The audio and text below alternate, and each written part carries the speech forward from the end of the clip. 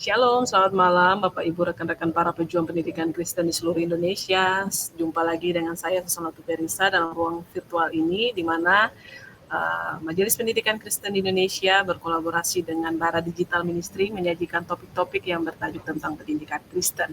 Malam hari ini spesial karena kita akan membahas topik yang sangat krusial ya, yaitu tentang bilangan perlu konteks. Bersama dengan kita telah hadir narasumber yang sangat kompeten, yaitu Ibu Mariana Magdalena Rajawane, MSI, selaku pengurus harian bidang 1 pengembangan pendidikan Majelis Pendidikan Kristen di Indonesia. Selama 30 menit ke depan, kita akan belajar bersama-sama dengan Ibu Mariana. Kita akan diberikan insight dan inspirasi-inspirasi berkaitan dengan topik kita pada malam hari ini. Bagaimana angka-angka menjadi sangat bermakna. Ibu Mariana akan memberikan kita pencerahan. Sebelumnya mari kita berdoa. Mari kita berdoa. Bapa yang baik, kami mengucap syukur untuk waktu dan kesempatan yang Engkau berikan. Kami akan belajar malam hari ini. Kami mohon hikmat dan pimpinan kuasa Roh Kudus Tuhan menyertai kami, sehingga pembelajaran malam hari ini boleh berlangsung dengan baik. Hamba-Mu Ibu Mariana yang sudah mempersiapkan materi, Tuhan urapi, Tuhan pakai hamba-Mu menjadi berkat bagi kami semua.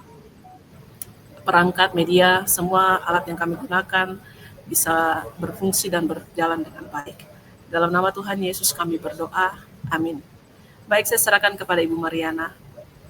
Ya, selamat malam para pejuang pendidikan. Baiklah, kita akan membahas tentang bilangan memerlukan konteks, ya. Oke. Ya. Nah, berbicara tentang bilangan, ya, sebenarnya hal itu sudah ditunjukkan dalam kitab Kejadian. Jadi sebenarnya bilangan adalah hal yang sudah Tuhan tunjukkan dalam kitab Kejadian.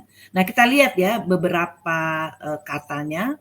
Misalnya dari ayat 1, pada mulanya.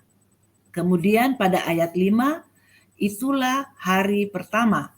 Lalu kemudian kita lihat berbagai, ada kata berbagai ya, ada kata berbagai. Lalu kemudian kita lihat lagi ya, Tuhan menciptakan laki-laki dan perempuan, berarti ini ada 2 pada ayat 27. Lalu kita lihat lagi pada ayat 28, beranak cuculah dan bertambah banyak. Jadi kata-kata yang diberikan garis tebal atau kata-kata yang tebal itu berkaitan dengan bilangan. Jadi sangat unik ya, karena bilangan ternyata sudah disebut-sebut dalam kitab Kejadian. Walaupun dalam Alkitab ada juga namanya kitab bilangan ya, tapi kita lihat bahwa bilangan sudah disebutkan dalam kitab Kejadian dalam berbagai bentuk ya. Coba ya kalau misalnya ada bilangan, ya misalnya ya kita lihat lambangnya, ini lambang bilangan dan ada namanya kan. Kalau saya bacakan 3, 89, 1200, 15.001, 220.022 ya. Nah, apa yang unik adalah setiap bilangan itu mempunyai nama, ya, sama seperti setiap manusia mempunyai nama, ya. Kalau misalnya kita menyebutkan satu nama, ya, maka nama yang kita kenal itu kita sudah punya gambaran tentang pemilik nama tersebut, ya, karena nama itu menyatakan pemilik nama, berkaitan langsung dengan pemilik nama. Demikian pula dengan bilangan. Jadi kita perhatikan ya. Setiap manusia itu mempunyai nama. Setiap benda juga mempunyai nama, ya. Nah, setiap bilangan ternyata juga mempunyai nama. Jadi begitu bilangan dinyatakan lambangnya, maka kita sudah tahu nama bilangan tersebut, ya. Jadi ini menunjukkan bahwa Tuhan berurusan dengan bilangan dan itu pun sudah ada namanya. Sehingga memudahkan kita manusia untuk berurusan dengan bilangan ya. Nah, itu adalah ajaib sekali ya. Nah, kemudian pertanyaan berikutnya adalah apa apa itu makna bilangan, ya. Nah, jadi kalau kita sebutkan satu bilangan maknanya apa? Nah, kembali lagi akan diambil beberapa contoh dari Alkitab, ya. Ini ayatnya tidak disebutkan, ya. Lalu jadilah petang dan jadilah pagi. Itulah hari kedua. Yang berikutnya, sekali-kali tidak.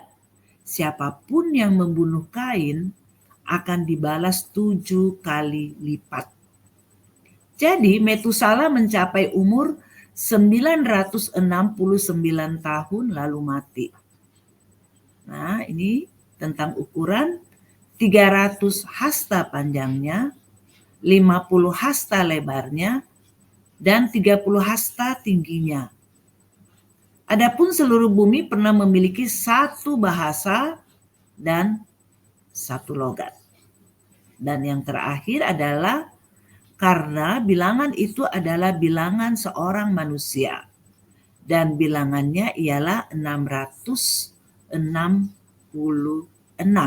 Nah, kalau kita melihat bilangan-bilangan yang disebutkan ini, itu kan punya makna yang berbeda-beda ya. Seperti misalnya hari kedua, 7 kali lipat, 969 tahun, 300 hasta panjangnya, 50 hasta lebarnya, dan 30 hasta tingginya.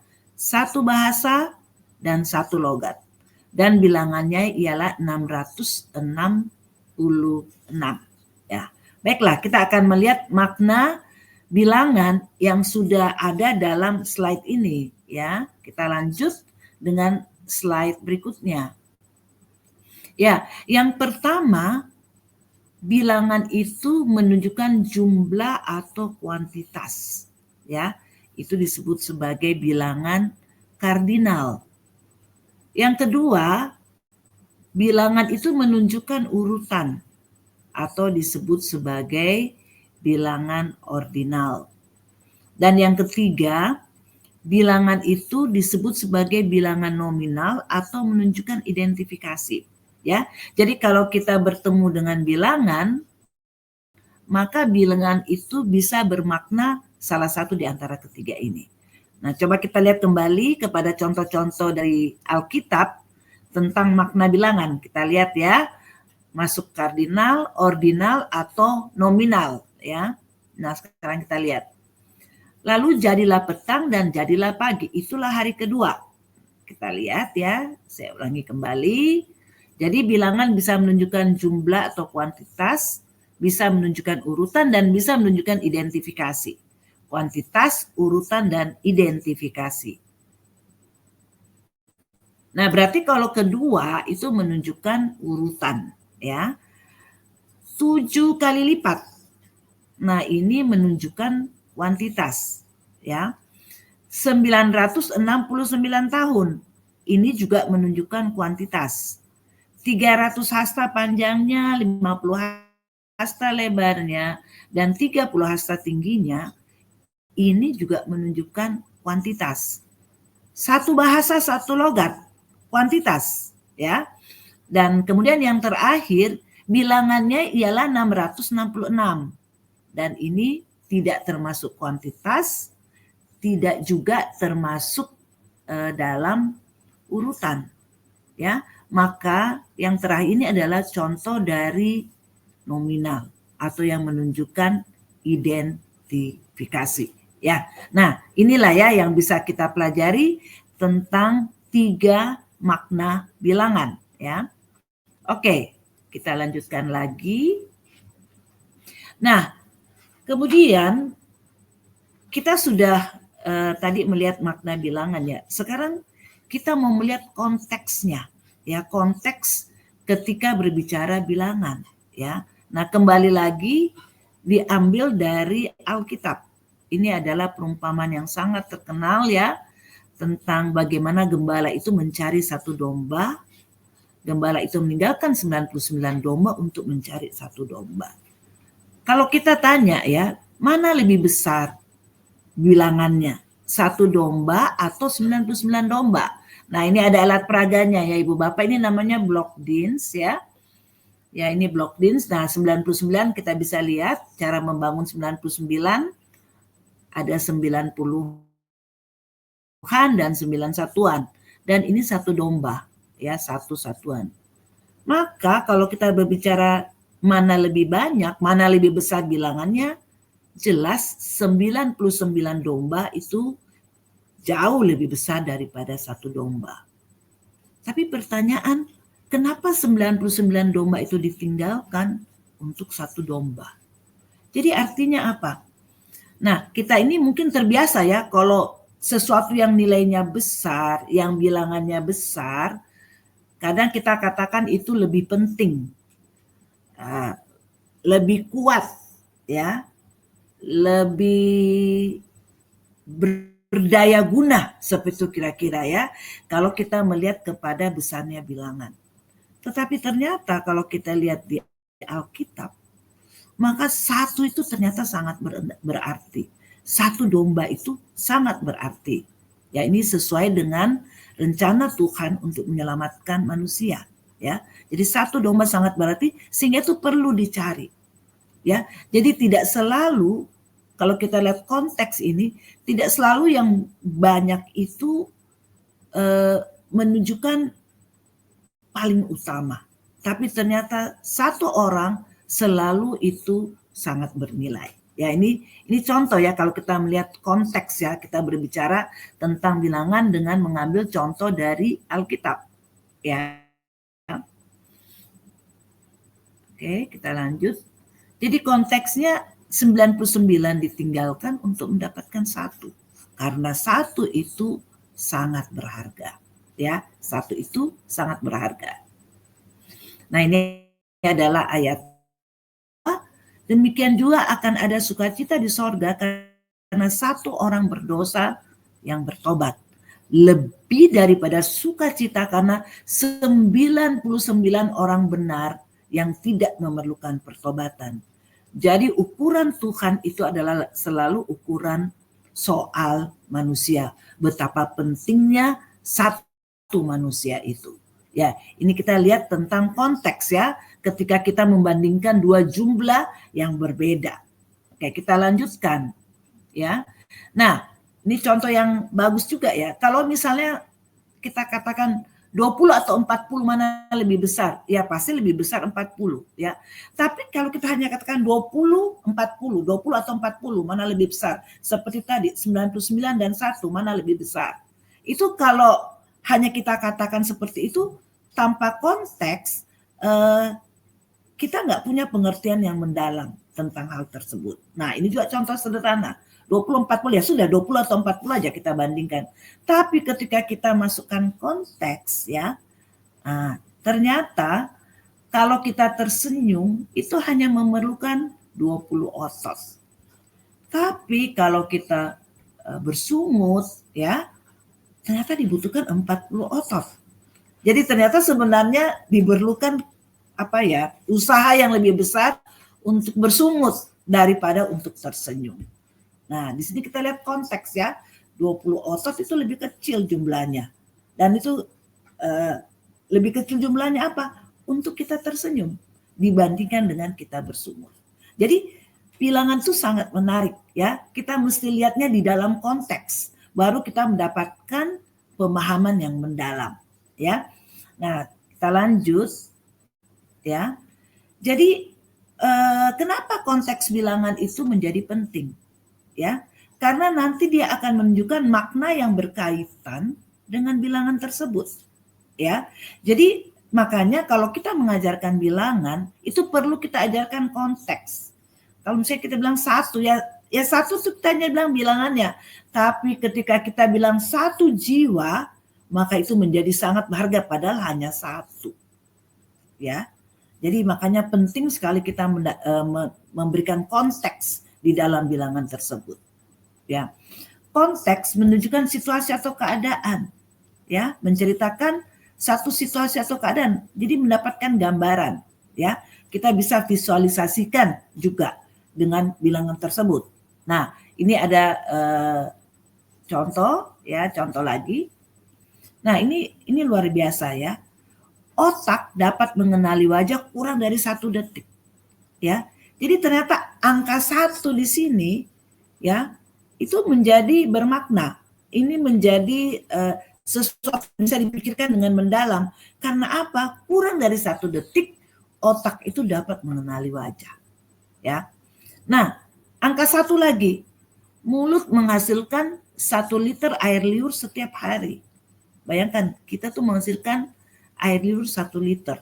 Nah, 1 liter tuh kira-kira seperti apa ya? Bisa kita lihat lah. Kalau kita lihat ukuran botol minuman ya. Kita cari yang ukurannya 1 liter. Seperti itulah mulut kita menghasilkan air liur setiap hari.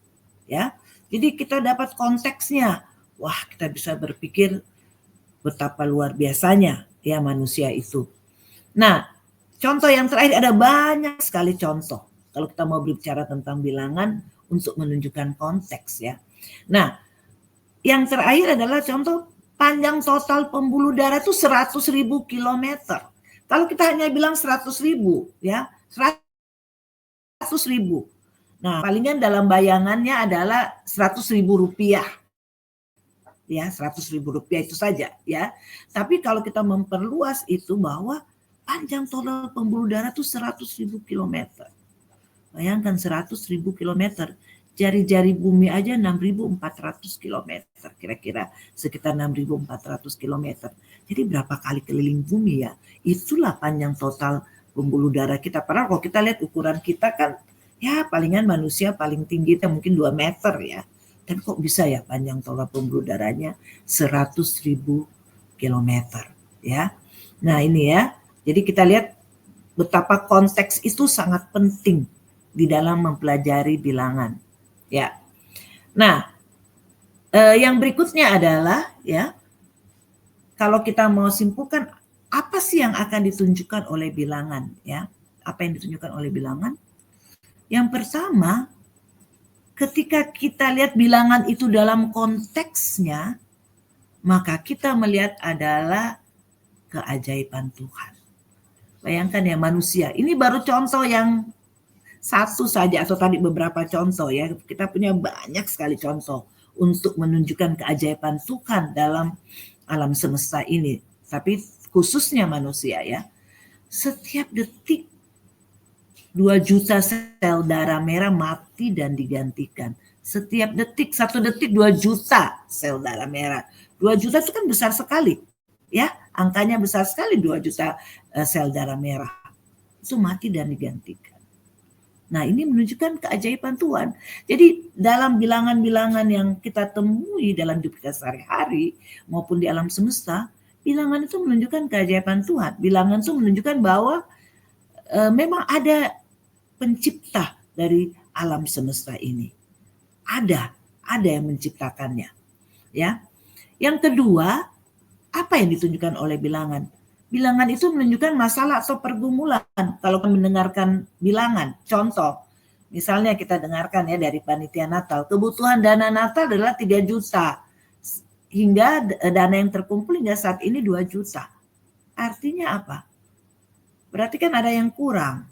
Ya, kurangnya berapa? 1 juta. Berarti kalau kita melihat bilangan atau mendengarkan bilangan, bisa saja bilangan itu menunjukkan masalah atau pergumulan.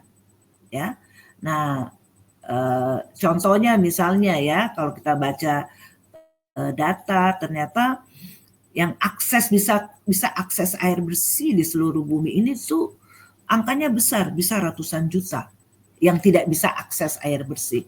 Yang tidak bisa akses air bersih. Jadi kalau kita membaca sesuatu, kita lihat masalah, kita lihat bilangan yang berkaitan dengannya. Karena itu akan menunjukkan seberapa parah masalah atau pergumulan. Contohnya ya, misalnya kalau kita menunggui keluarga kita yang sedang sakit di rumah sakit, kan ada banyak monitor. Dan monitor itu menunjukkan bilangan-bilangan kan. Dari tekanan darah, dari suhu, dari saturasi. Begitu kita lihat suhu itu 40 derajat Celcius, suhu tubuh, dan itu tidak turun-turun, ini berarti sesuatu yang gawat, sesuatu yang genting. Ya, luar biasa sekali ya bilangan ini. Apa-apa itu dinyatakan dalam bilangan untuk mengukur kesehatan. itu dinyatakan dalam bilangan. Kita tahu kita sehat atau tidak, ya. Nah, yang berikut bilangan itu menunjukkan kualitas atau kriteria yang akan dicapai. Nah, terutama ini dalam kesehatan.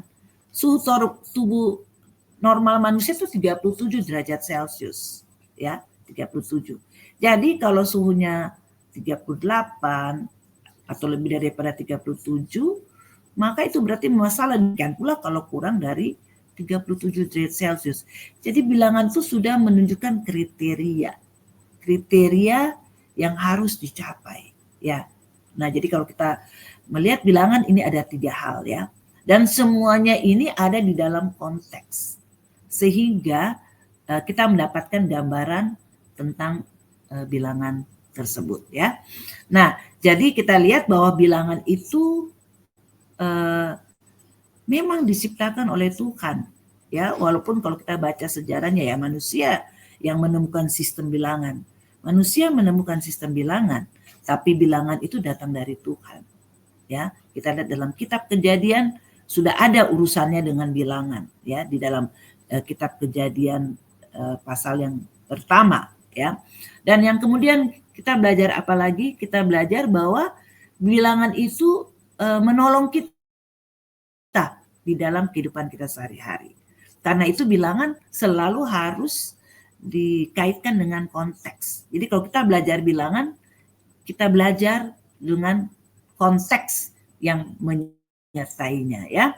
Dan kemudian kita lihat bahwa kalau kita membaca Alkitab, ukurannya itu berbeda dengan ukuran manusia. Kalau bagi Tuhan satu orang, satu jiwa itu sangat berharga, ya, satu. Padahal hanya satu kan, tapi itu sangat berharga, lebih berharga daripada 99 yang sudah bertobat. Karena Tuhan peduli dengan satu jiwa, ya. Jadi dengan ketika kita belajar bilangan dengan konteks, kita akan melihat karakter Tuhan. Kita melihat rencana Tuhan. Kita melihat Tuhan suka apa sih? Tuhan menyukai jiwa-jiwa yang bertobat. Itu contohnya, ya. Jadi kita membiasakan sekarang untuk ketika kita melihat bilangan, membaca bilangan, coba kita bisa menggambarkan keadaan tersebut dari bilangan yang kita baca atau dari bilangan yang kita dengar. Kiranya ini dapat menolong kita untuk bisa lanjut dan menemukan banyak hal yang unik dan luar biasa dari bilangan. Oke, terima kasih.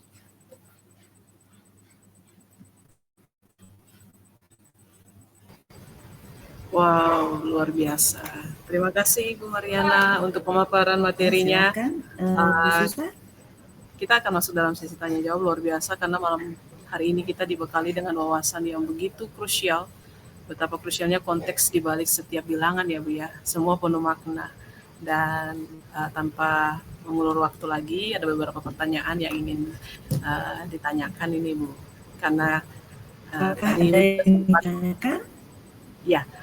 sempat Ibu membahas sedikit sekilas tentang konteks dimensi Bahtera Nuh. Ini ada pertanyaan Bu. Konteks dimensi Bahtera Nuh 300 hasta panjangnya, 50 hasta lebarnya, dan 30 hasta tingginya. Ini kan menjadi bermakna karena ada fungsinya kan Bu, ya. Nah, apa implikasi teologisnya Bu jika dimensi ini diubah dan konteks apa yang rusak kalau ini bisa berubah? Ya, jadi kalau kita katakan panjang atau pengukuran itu mesti dinyatakan juga dengan bilangan, ya. Jadi kalau kita lihat pembangunan bait suci itu kan sudah ada ukuran-ukurannya, ya. Nah itu ya harus seperti itulah ukurannya. Oh, jadi secara makna tertentu tidak ada yang berubah begitu Bu? Kalau mungkin teologisnya, nah mungkin kita perlu tanya kepada teolog, ya. Ya. Baik. Tapi saya mau menunjukkan bahwa pengukuran itu juga berkaitan dengan bilangan, ya. Nah, ini pengukuran juga sangat penting ya, supaya kita juga bisa mengestimasi kira-kira kalau 1 meter itu panjangnya seberapa ya. Ya, jadi ini sangat menarik ya. Jadi bilangan bukan aja satu botol, 2 botol, tapi bisa juga 1 meter, 2 meter, 1 sentimeter, 2 sentimeter. Iya, baik, terima kasih Bu Umar untuk jawabannya. Ini ada pertanyaan selanjutnya Bu. Mungkin juga menjadi pertanyaan terakhir karena kita cukup terbatas dengan waktu. Setelah memahami bahwa bilangan perlu konteks, menurut Ibu, apa langkah praktis paling penting yang harus diambil oleh setiap pendidik Kristen, Bu? Ya, pertama adalah ketika mengajarkan bilangan itu selalu teks yang menyertainya. Jadi kan mungkin anak-anak pertama-tama belajar 1, 2, 3, 4 ya. 1 misalnya 1 hidung, misalnya seperti itu ya. 2 misalnya misalnya 2 telinga, seperti itu kan ada konteks ya. Tetapi memang yang bagus menantangnya adalah ketika kita melihat yang berhubungan dengan bilangan di dalam Alkitab. Seperti misalnya ini ya, Gideon ketika memilih pasukannya kan diseleksi ya. Pertama ada sekian banyak, sehingga pada akhirnya itu 300 yang dipilih dari sekian banyak. Nah, ini bisa mendorong untuk berpikir. Kenapa? Kan biasanya gini, kita berpikir kalau banyak pasukan makin kuat kan? Ya, kita kan kalau banyak pasukan pasti kita makin kuat, pasti kita menang. Tapi ternyata enggak. Ternyata pasti pasukan disortir hanya tinggal 300. Dan kalau kita baca kenapa? Supaya tahu bahwa kemenangan itu datang dari Tuhan. Ya, ini salah satu contoh bagaimana kita melihat pemahaman bilangan yang seperti sudah saya bagikan, tidak selalu lebih banyak itu artinya lebih kuat, lebih hebat, tidak selalu ya. Karena apa? Di situ ada iman kepada Tuhan. Bahwa ada yang jauh lebih berkuasa daripada kita, yaitu Tuhan Yesus. Iya, baik, terima kasih Bu Mar untuk pencerahannya pada malam hari ini. Luar biasa kita diberkati melalui materi yang sudah disampaikan oleh Bu Mariana. Kita ada pada penghujung acara. Saya persilakan kembali lagi kepada Ibu Mar untuk closing statement dan bisa langsung ditutup dalam doa penutup. Ya, jadi closing statement dari saya bahwa bilangan itu berkorelasi dengan kehadiran Tuhan. Tidak lepas dari kehadiran Tuhan, karena bilangan itu sebenarnya sudah ada dalam penciptaan Tuhan. Dan bilangan itu menolong manusia untuk mendeskripsikan banyak hal, untuk bisa menggambarkan banyak hal, ya.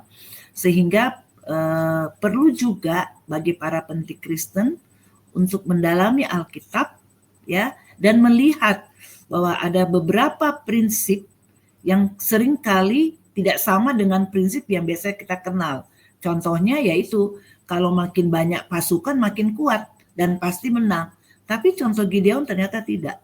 Ya, Gideon justru hanya memilih 300 pasukan supaya menunjukkan bahwa iman kepada Tuhan yang memenangkan pertempuran. Dan ini sangat baik untuk mengajarkan anak-anak kita untuk beriman kepada Tuhan sejak dini. Ya, itu dari saya. Ya, baik Ibu, bisa langsung ditutup dalam doa. Ya, mari kita berdoa. Bapa di sorga, kami mengucap yang singkat pada malam ini. Kami tahu Tuhan yang memberkati, Tuhan akan membuka banyak pemikiran kami untuk mengenal siapa Tuhan lewat bilangan yang kami temui dalam kehidupan sehari-hari. Kami tahu bahwa Tuhan ada, Tuhan hidup, dan Tuhan peduli kepada manusia, tapi Tuhan juga ingin anak-anak-Mu berkontribusi di dalam dunia ini Tuhan, dengan melihat bilangan-bilangan yang ada, dengan melihat pergumulan-pergumulan yang ada di dunia ini Tuhan.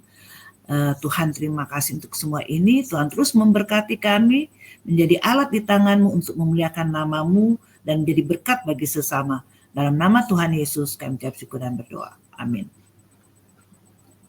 Amin. Terima kasih sekali lagi Ibu Mar untuk sharing materi yang sudah disampaikan malam hari ini, berkat yang luar biasa. Dan Tuhan Yesus juga memberkati Ibu dalam setiap tugas tanggung jawab pekerjaan pelayanan yang Tuhan percayakan. Saat ini juga sedang ada di tempat tugas di Jayapura. Tuhan tolong semua yang akan dilakukan menjadi berkat untuk orang-orang yang sedang dilayani. Terima kasih juga untuk Bapak Ibu semua yang sudah menyaksikan dari awal sampai akhir. Jangan lupa untuk di-share kepada rekan-rekan Bapak Ibu yang lainnya supaya banyak orang juga diberkati melalui sharing materi pada malam hari ini. Kita jumpa lagi minggu depan dengan topik dan narasumber yang berbeda. Selamat malam, Tuhan Yesus memberkati kita semua.